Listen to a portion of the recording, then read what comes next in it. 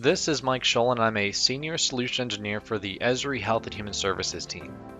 So now that those measures that we've just seen have been made accessible, and we've seen how this information can be viewed in dynamic tables and maps, we can pull the data into other location intelligence environments as a consumer of this information. This allows end users to plan for capacity at a regional and national level, visualize trends over time, and make actionable decisions. So let's get started in Arcgis Dashboards. So within this tool, which is completely protected by credentials, we can select a fire server and visualize a summary report of all of the information available, like the number of occupied beds, the number of occupied ICU beds, and even available ventilators for a pretty precise understanding of this area. This includes dynamic meters that can even give us at a glance situational awareness.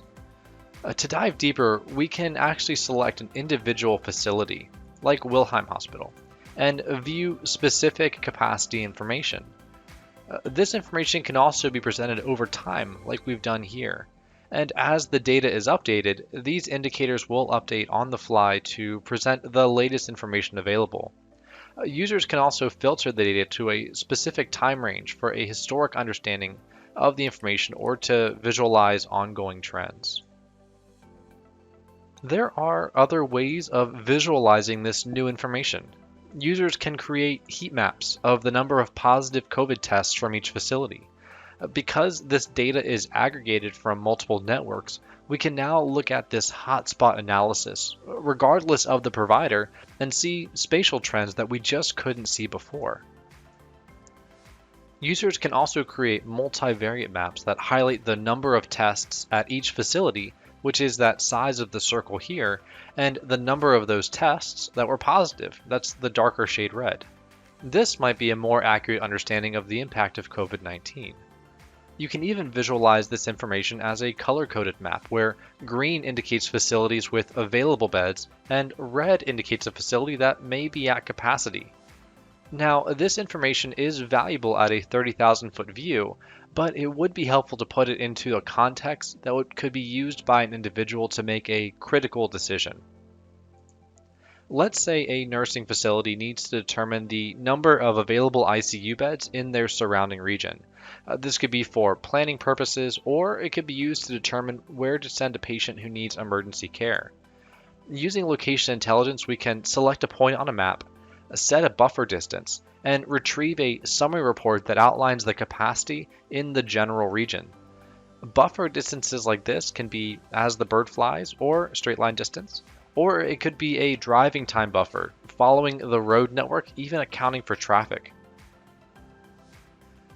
Because we know where there is bed availability, we can configure a routing application that only searches for facilities where a patient can be sent with availability. Because the data can be near real time, we can avoid sending a patient to a facility that might simply not have space. For any given facility, we can generate service areas, highlighting the communities most likely to arrive at that facility by walking or by driving. We can then enrich this area with environmental data from a variety of sources, like the US Census, or the CDC Social Vulnerability Index, or even market research information. So for this facility, if we scroll down to the measure reports, we see a higher than normal incidence of cardiovascular disease and obesity diagnoses. Exploring the enriched environmental data, we also see a high market potential index for individuals who rarely eat organic foods, or a high index for fast food consumption. These environmental factors may be influencing the higher incidence of obesity. And because we have the option here to bring other data in from ArcGIS, we can look for surrounding information like healthy food options, parks, and even more accessible pharmacies in that region that could be suggested to the patient to improve health outcomes. This information can then be fed back into a system where providers can leverage it to provide the best care and recommendations based upon each patient's environmental circumstances. You can even compare this environmental information with the facility to determine things like I have X amount of PPE.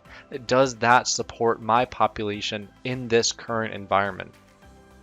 So more than just visualizing and plotting content on a map, which ArcGIS does phenomenally, and that can be extremely valuable, the availability of this new data has allowed us to plan for capacity, visualize trends, and make actionable decisions that were previously impossible. And because this data is now part of the ArcGIS environment, it can be connected to other state public health reporting applications like Javari's EM Resource or WebEOC, along with the other number of integrations that are supported by ArcGIS. Thank you.